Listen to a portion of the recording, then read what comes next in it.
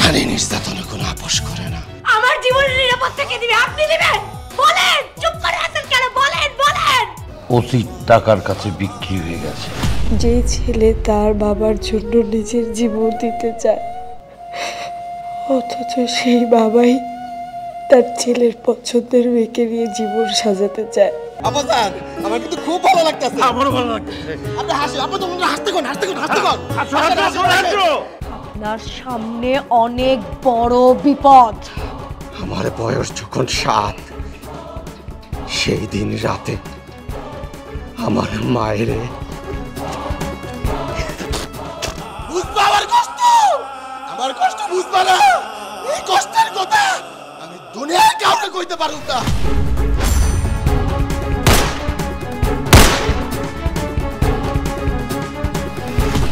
কিন্তু বাচ্চা